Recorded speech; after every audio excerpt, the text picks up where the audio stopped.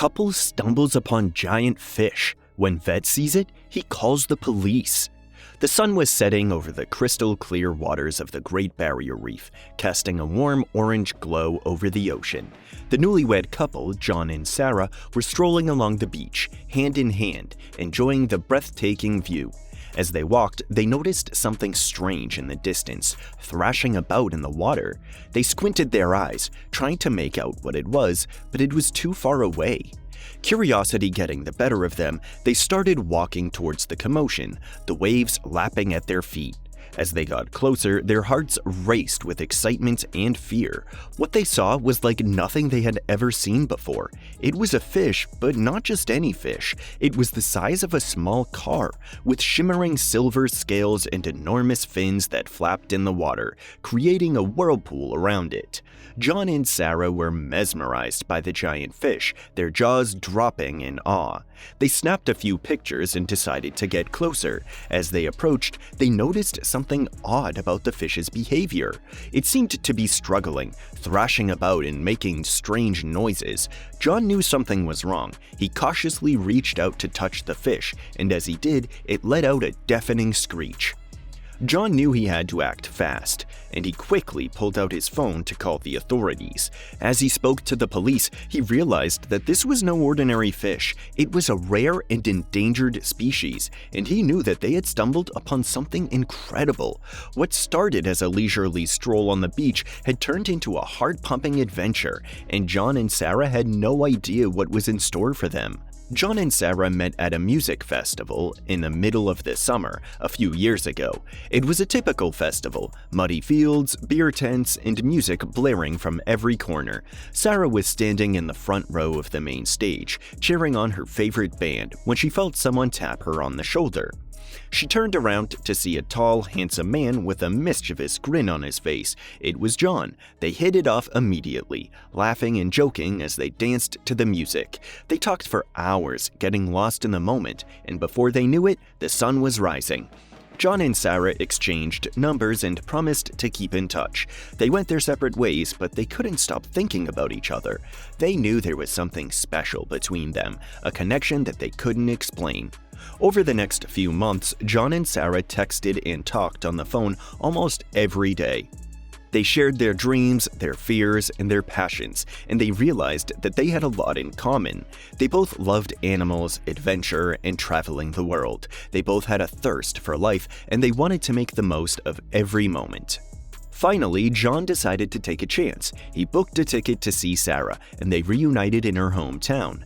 The moment they saw each other again, they knew it was true love. They hugged each other tightly, feeling like they had finally found what they had been looking for. They started living together, and it was blissful. They went on long hikes in the mountains, volunteered at animal shelters, and cooked delicious meals together. They were happy, but they both had a dream: to travel the world and see all the beauty that it had to offer. One night, while they were snuggled up on the couch, Sarah turned to John and said, "Let's make a giant trip. Let's go somewhere we've never been before and explore everything it has to offer." John's eyes lit up.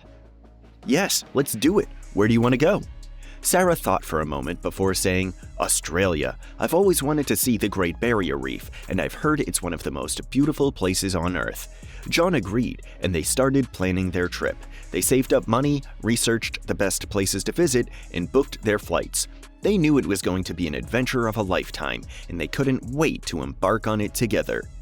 As they sat on the plane holding hands and looking out the window, they both felt a sense of excitement and anticipation. They knew that whatever was in store for them, they would face it together, with love and determination. And little did they know that the trip of a lifetime was about to take an unexpected turn, and they were going to stumble upon something that would change their lives forever. John and Sarah spent the first few days of their trip in Australia exploring the bustling cities of Sydney and Melbourne. They marveled at the iconic Opera House, climbed the famous Sydney Harbour Bridge, and enjoyed the vibrant culture and cuisine of the cities. But they knew that the real adventure was waiting for them beyond the cities, in the vast and beautiful Australian wilderness. They rented a car and set off on a road trip, driving through the picturesque countryside and stopping at charming towns and villages along the way. They hiked through the rugged mountains, swam in crystal clear lakes, and encountered all kinds of wildlife, from kangaroos to koalas. One day, as they were driving through a small village on the coast, they stopped at a local pub to grab a bite to eat.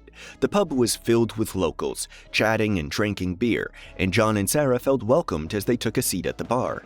As they were eating, a drunken sailor stumbled into the pub. Smelling of salt and seaweed, he walked over to the bar and ordered a pint of beer, slurring his words and swaying back and forth. Suddenly, he turned to John and Sarah and started talking to them, telling them a wild story about a fish that he almost caught. "I swear, mates, it was the biggest fish I've ever seen. As big as a small car it was. I had it on my line, but it slipped away at the last moment." John and Sarah looked at each other and laughed, thinking the sailor was just drunk and telling tall tales. "Sure, buddy," John said, "we believe you." But the sailor insisted that he was telling the truth. "I'm not lying, mates. I saw it with my own eyes. If you don't believe me, go out there and see for yourself." John and Sarah brushed it off, thinking it was just another drunken ramble. They finished their meal and continued their journey, excited for what the rest of the trip had in store for them. Little did they know that the sailor's story was going to become much more than just a drunken tale, and they were going to find themselves face to face with the mysterious giant fish that he had spoken of. But for now, they just laughed it off and continued their journey, eager to see what other adventures awaited them in the vast and beautiful land of Australia. The next morning, John and Sarah woke up early to embark on a hike through the breathtaking Australian landscape. As they walked through the wilderness, the cool air brushed against their faces, and the sound of rustling leaves and chirping birds filled the air. As they trekked further into the wilderness, something strange caught their eyes in the distance. A massive object protruded from the ground, unlike anything they had seen before. It was too big to be a rock, too smooth to be a tree, and too unusual to be anything else. "What do you think that is?" John asked, pointing towards the mysterious object. "I don't know, but it looks fascinating," Sarah replied, excitement building in her voice. They quickened their pace, their hearts racing with anticipation, eager to get a closer look. As they approached the strange object, they couldn't believe what they were seeing. It was a massive fish lying on the ground, its scales glistening in the early morning light. The fish was so big that it took up the entire clearing, its body as long as a car and its fins wider than they were tall. Its eyes were the size of dinner plates, staring blankly ahead, and its mouth was open, as if gasping for air. John and Sarah stood there in shock, unsure of what to make of the massive creature before them. Was it the fish that the sailor had spoken of, or was it just a coincidence? Either way, they were amazed at the sight before them. They approached the fish, examining it closely. Its body was covered in scratches and bruises, and its fins were torn and frayed. It was clear that the fish had been struggling, and had likely washed ashore during a storm.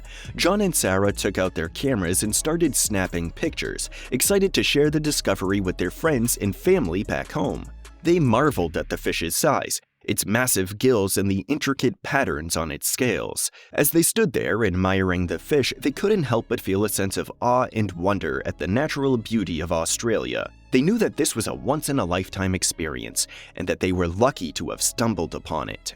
But what were they going to do with the fish? They couldn't just leave it there, but they also had no idea how to move it or what to do with it. As they pondered their next steps, they couldn't shake the feeling that this was only the beginning of an incredible adventure that would change their lives forever. As they were contemplating their next move, John remembered a local veterinarian's office he had passed on their way to the hike that morning. "Maybe we should give them a call," he suggested. "They might be able to tell us what to do or who to contact." Sarah agreed, and they quickly looked up the number for the veterinarian's office. John dialed the number, and a friendly voice answered on the other end. "Hi, I was wondering if you could help me," John began. "We've come across a huge fish, and we're not sure what to do with it." The voice on the other end of the line was quiet for a moment, and then the woman replied, "I'm not sure I understand. You found a fish?" "Yes, it's huge," John explained. "We've never seen anything like it before. Do you know what we should do?" "I'll be right there," the woman said, her voice serious now. Within minutes, the veterinarian arrived at the clearing where John and Sarah were standing. As soon as she saw the fish, she let out a low whistle. "I've never seen anything like this before," she said, her eyes wide with amazement. John and Sarah watched as the veterinarian examined the fish, taking measurements and notes. After a few minutes, she pulled out her phone and made a call. "Hello, yes, this is Dr. Andrews. I need to speak to the local authorities, please. Yes, it's urgent. There's been a discovery on the beach that needs to be investigated." John and Sarah exchanged a nervous glance. What had they gotten themselves into? Within a few moments, a police car arrived on the scene. The vet spoke to the officers briefly, and then they began to cordon off the area around the fish. A small crowd had gathered, and John and Sarah were pushed to the outskirts of the group. "What do you think it is?" Sarah whispered to John, her eyes still fixed on the fish. "I have no idea," John replied, equally awed and bewildered. The police officers began taking photos and measurements, just like the vet had done. They spoke in low voices, and John and Sarah could tell that they were taking the situation very seriously. After what seemed like hours, the officers finally approached John and Sarah. "We need to close the beach for a while," one of them said. "We're going to need to investigate this further." John and Sarah nodded, still in shock. They couldn't believe that their chance discovery had turned into something so much bigger than they ever could have imagined. As they walked back to their car, John and Sarah couldn't help but feel a sense of unease. They had stumbled upon something incredible, but they had no idea what it was or what it meant. All they knew was that their honeymoon was about to take an unexpected turn. John and Sarah waited anxiously as the police and the vet conducted their investigations. It was clear that they had found something truly unique and unprecedented, but they had no idea what it was. Days turned into weeks, and the small village where they had made their discovery was buzzing with rumors and speculation. Some people claimed that it was a new species of fish, while others thought it might be an ancient creature that had somehow survived into modern times. Finally, one afternoon, John and Sarah received a call from the local veterinarian. "You're not gonna believe this," she said excitedly. "We figured out what it was." John and Sarah rushed to the veterinarian's office, eager to hear the news. When they arrived, the vet greeted them warmly and led them to a back room where a large screen was set up. "Are you ready to see it?" she asked, a twinkle in her eye. John and Sarah nodded, their hearts racing. The vet pressed a button, and a video began to play on the screen. At first, John and Sarah couldn't make sense of what they were seeing. It was a blurry image, but as it came into focus, they realized with a shock what they were looking at. "It's a coelacanth," the vet explained, her voice full of wonder. "One of the rarest fish in the world." John and Sarah gasped in amazement. The coelacanth was a prehistoric fish that had been thought to be extinct for millions of years. In the 1930s, a small population of coelacanths was discovered off the coast of South Africa, but they were so rare that they were almost never seen in the wild. Now, here they were, standing in a small veterinarian's office in Australia, looking at one of the rarest and most fascinating creatures in the world. As the video played on, John and Sarah watched in awe as the coelacanth swam through the water, its fins moving gracefully in the current. "We'll be able to learn so much from this," the vet said, her voice full of excitement. "This is a discovery that could change everything we know about the coelacanth." John and Sarah felt a sense of pride and wonder wash over them. They had stumbled upon something truly remarkable, something that could change the course of scientific discovery. As they left the veterinarian's office, hand in hand, John and Sarah felt an immense sense of gratitude and wonder. Their honeymoon had been transformed into something truly extraordinary, and they knew that they would never forget it. In the days and weeks that followed, John and Sarah received calls and messages from scientists and researchers all over the world, eager to learn more about their discovery. They were interviewed by news outlets and invited to speak at scientific conferences. But no matter where they went or what they did, John and Sarah always remembered that early morning hike, the moment when they stumbled upon a discovery that would change their lives forever. As they boarded their plane back home, exhausted but exhilarated, John turned to Sarah and smiled. "I think we're gonna remember this honeymoon for a long time," he said. Sarah nodded, her eyes shining with excitement. "I think you're right," she replied. "I don't think we could ever forget something like this."